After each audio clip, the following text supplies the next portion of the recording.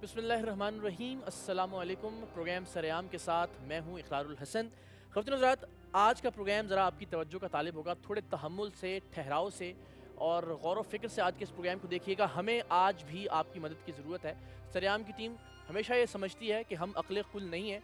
कोई भी ऐसा फ़ैसला जिसमें हमें कोई इबहम, कोई कन्फ्यूजन होती है, तो हमारी ये कोशिश रही है हमेशा से कि हम उस फ़ैसले को आपके पास यानी आवाम की अदालत में लेकर आएँ और फिर आप जिस तरह से हमारी रहनुमाई करें, उसे उसी तरह से स्क्रीन पर दिखाया जाए। इससे पहले भी 10 साल की एक बच्ची जिससे उसकी अपनी माँ, सगी माँ बदकारी का काम ले रही थी, उसके हवाले से क्या फ़ैसला करना चाहिए, हम आपकी खिदमत में हाज़िर हुए। रिसेंटली एक टारगेट किलिंग वाले बाबा को पकड़ने के लिए पुलिस ऑफिसर मदद नहीं कर रहे थे। हमारा ये ख्याल था कि हमें उस टारगेट किलिंग वाले शख्स को पकड़कर छोड़ देना चाहिए या पुलिस के हवाले करना चाहिए। उस पर आपसे हमने रहनुमाई ली और फिर जिस तरह से आपने फ़ैसला किया, हमने उसी तरह से उस प्रोग्राम को नशर किया। आज एक अहम तरीन, बल्कि इन तमाम मसाइल में सबसे ज़्यादा अहम मसला हमें दरपेश है और हम चाहेंगे कि आप उसे गौर से सुनें, समझें और उसके बाद हमारी रहनुमाई करें कि हमें क्या करना चाहिए।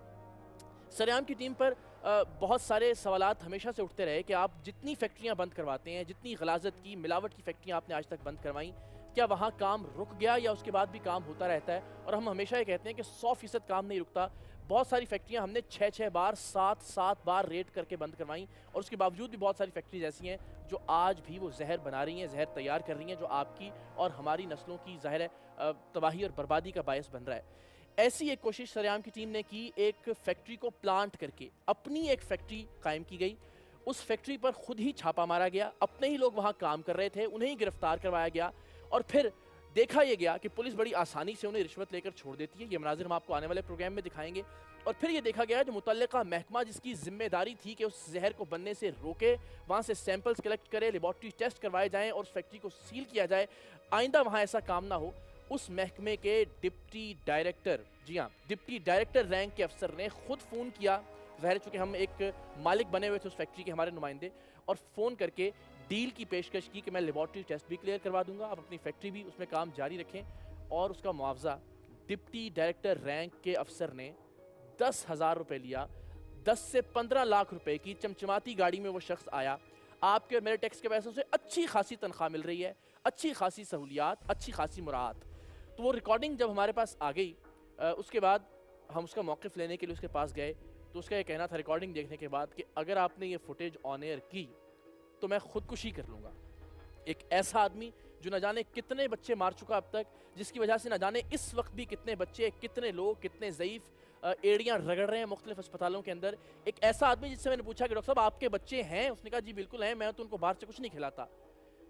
दूसरों के बच्चों को वो शायद बच्चे नहीं समझते, इंसान के बच्चे नहीं समझते। अब क्या उनकी फुटेज ऑन एयर करनी चाहिए, नशर करनी चाहिए या नहीं? एक बड़ा अहम सवाल है हमारे लिए। हम इस पे अपने मेहमानों की राय भी लेंगे जो इस वक्त हमारे साथ स्टूडियोज़ में मौजूद हैं। ऑडियंस से भी हम चाहेंगे कि वो अपनी राय दें। और आप जो अपने घर पर टेलीविज़न स्क्रीन पर बैठे हैं, ये आपका इशू है।